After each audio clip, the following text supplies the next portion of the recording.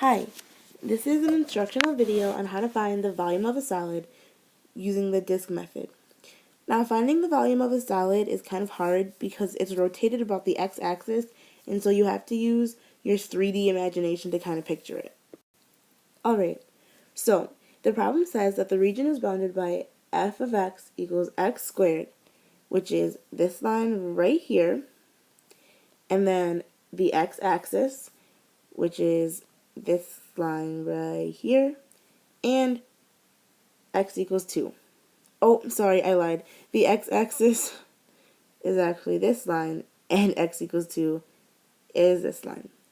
Alright, and then it says that it's rotated about the x-axis, so you have to picture this little triangle rotating all the way around, up, and over, until you get right back to the beginning. Okay, if you were to cut the solid right down the middle, you would get an object or a slice that looked exactly like what we have right here, this little triangle piece. Now, with the disk method, you take in that slice, you take a small disk, just like that, and you cut these small mini disks all the way up the triangle until you get to the top, just like that. And you'd go all the way up and all the way down. Alright, now, in order to find the volume of the solid, you have to find the volume of the disk. And you know that the volume of the disk was equal to the area of the base times the height.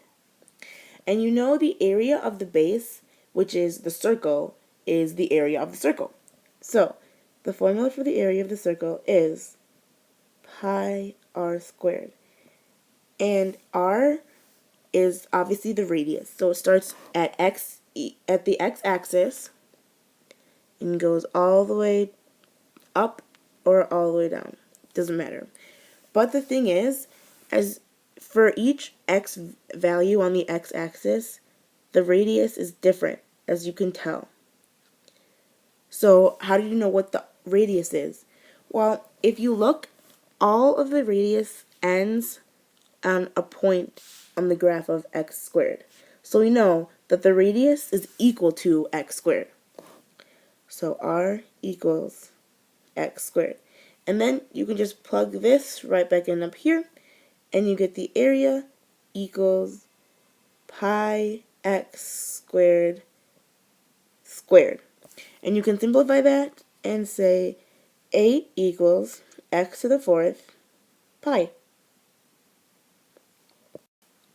Next, we can plug in our value for A into the equation for the volume. And then we get the volume equals x to the 4th pi times h. Now, when we're trying to find h, we know that h is the height.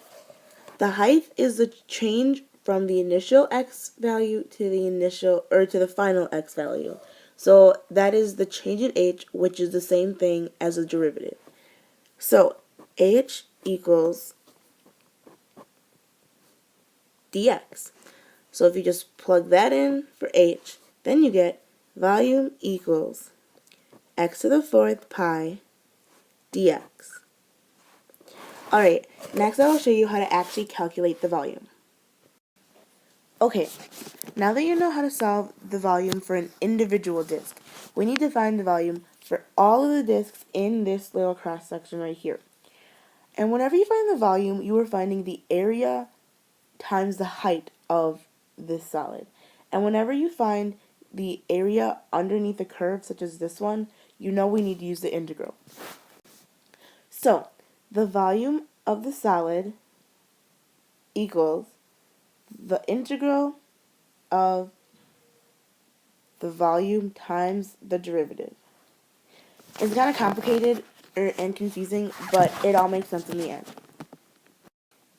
Alright, so we plug in this equation into the volume, and you'd get the volume of the solid equals the integral of x to the 4th times pi dx. Now, we are missing the limits a and b. And so the way that you would find these two limits is you would look on the graph and you would find out where these equations equal 0. Now, we can see that this equation equals 0 at 0, 0. So 0 is the lowest limit, so it goes on the bottom. And then since the equation is x equals 2, we know that x is going to be 2 for all y coordinates on this graph. So we know that the highest that it's ever going to go is 2. So that's the top limit.